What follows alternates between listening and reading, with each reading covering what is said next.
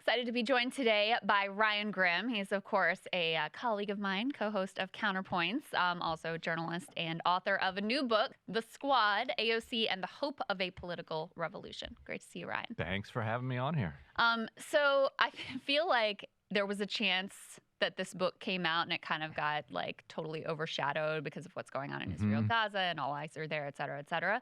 But it's actually amazing how much of this book pertains to Israel politics and AIPAC and Democratic majority for Israel, and how much that has shaped the Squad and the opposition to the Squad. So just talk to us about the original idea for the book and some of those threads that run through it. Yeah, and when I finished the book, I thought, when people read this, they're going to think I'm crazy for how much I focused on the role of Israel-Palestine as an issue and how it shaped Democratic Party politics and the Squad itself, and how much I focused on DMFI and Mark Mellman, the guy who founded that, Reid Hoffman, our old friend, who kind of allied with them to spend money against the Squad and other progressives, and then the rise of AIPAC in 2021. DMFI kind of an offshoot of AIPAC, but then AIPAC itself comes in 2022 with a $30-40 million spend. So I thought people would be like, okay, that's kind of interesting, but it's a side issue.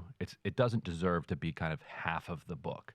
But as this war has unfolded, and as AIPAC has announced, has kind of signaled that they're going to spend $100 million going after, lefty Democrats in primaries, the question is maybe it actually should have been more of the book. And I think the number one criticism I've gotten of the idea of the book has been like, who cares? Like, these people are boring. We're done with these people. But to me, if anybody's going to spend $100 million to get rid of them, then that suggests that there's something there. So on this particular issue, I've said this on my show too. First of all, I was surprised. Second of all, it's the most proud I've ever been of the Justice Democrats. As you know, I'm a co-founder of the Justice Democrats. And what you really saw was, I don't remember the exact number, between 15 and 20 Democrats now calling for a ceasefire, and most of them are Justice Democrats. You have actually 31 Democrats now. So then that list has grown. 24 on the latest letter that came out. That list has grown, and many of them are, the most prominent faces of the Justice Democrats. Are you as surprised as I am that this was the issue where they sort of broke away and made a clear distinction with the rest of the Democrats, where they're like, look, we got to do a ceasefire. We see all these innocent people being killed, and they're like the only voices standing up and saying that, along with Thomas Massie, who's like a Ron Paul-style libertarian. Are you as surprised as I am that this was the thing where they took a stand? I think in some ways they were left with no choice after 2022 in particular, that AIPAC and DMFI made it clear, like, we're wiping you out no matter what. So at that point, you're like, I might as well fight on this question. I was surprised at how it unfolded. And you remember, and you can testify to this directly, I'm curious for your take on it. I talked to Waleed and others about the founding of Justice Democrats and the recruiting of the candidates. And Israel-Palestine was not an issue that they either had a litmus test on, or that was even kind of at the table as something that, okay, we need to get a block of candidates so that they can then win and then fight for Palestinian rights. Like, nobody kind of disagreed with Palestinian rights. There were no supporters of the occupation, but it was about Medicare for all, a higher minimum wage, more labor rights, combating climate change, which eventually evolves into the Green New Deal. Like, those were the class war and what's flowed out of Occupy and the Bernie Sanders 2015, 2016 campaign. That animated not just Justice Democrats, but a lot of these candidates. Now, obviously, Rashida Tlaib is Palestinian American. That's been something that she's fought on her entire life, and she represents Dearborn. She's somewhat of a unique case. I write in the book about the trajectory that AOC took after her June 2018 primary victory.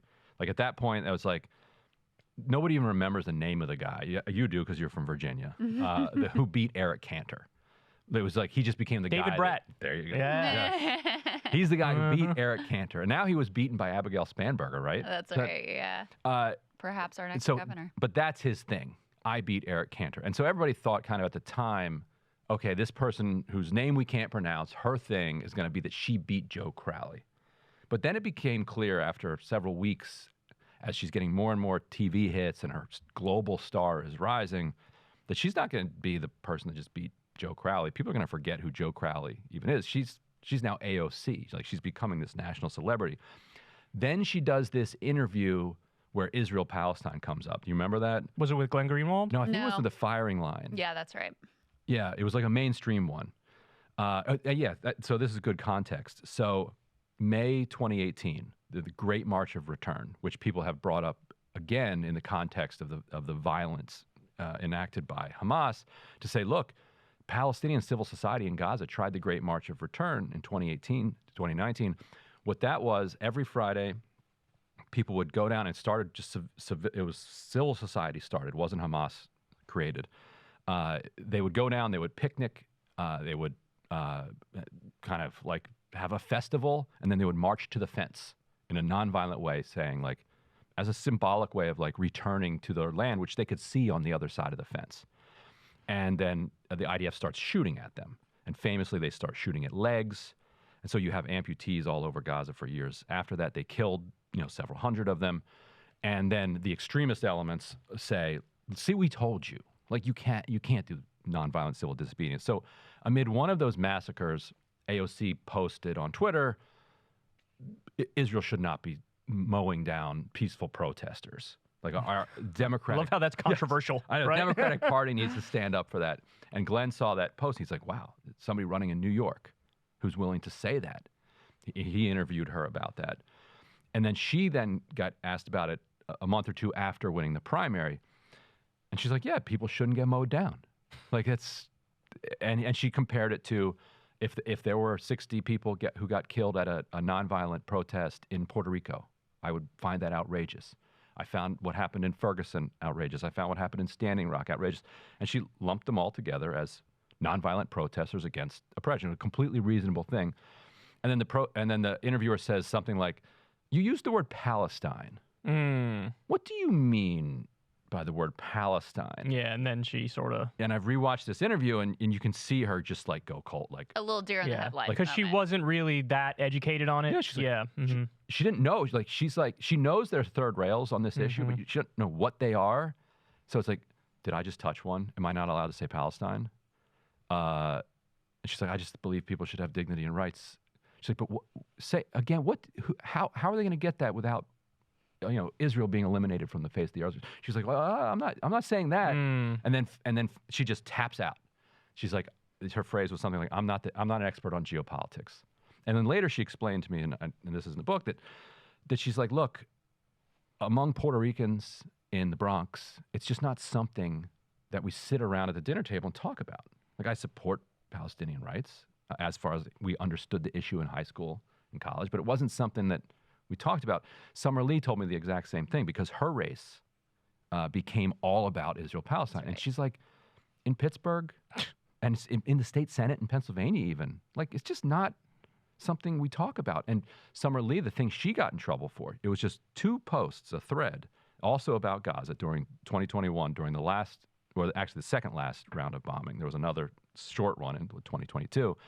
She just said, Black Lives Matter activists here in the United States see what's going on there, and we understand the type of oppression.